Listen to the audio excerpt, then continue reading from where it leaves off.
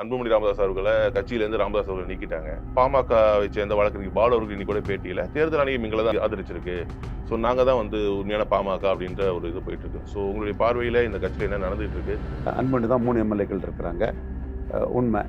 ஆனால் பலத்தை நிரூபித்தாதான் நம்ம மரியாதை.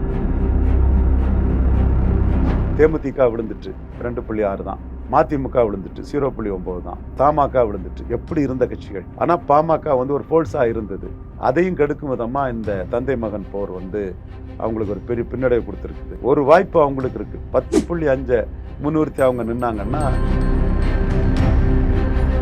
ஒரு 10.5 வச்சு அன்புமணி போகும்போது ராமதாஸும் வேற வழி இல்லாமல் அதுக்கு ஆதரவு கொடுத்து தான் தீரணும். மாம்பழம் சின்னமாக அவங்கள்ட்ட இருக்கு, அது ப்ரொஃபஷனல் சிம்பல், அது கிடைச்சிடும்.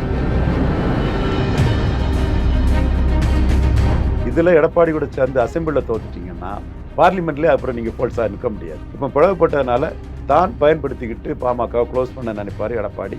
கில்லாடி, வித்தகர், பெரிய ராஜதந்திரி, அதில் அன்புமணி மாட்டிக்காமல் தப்பி அவர் போகணும்னு நினைக்கிறேன். யார் பக்கம் போகணும்னு நினைக்கிறேன்?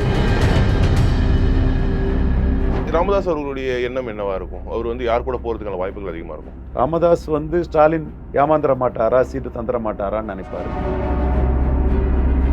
பிஜேபியோ இல்ல அதிமுகவோ முன் எங்க கூட வாங்க, சேர்ந்து வாங்கன்னு சொல்லி பண்றதுக்கான வாய்ப்புகள் இருக்கு.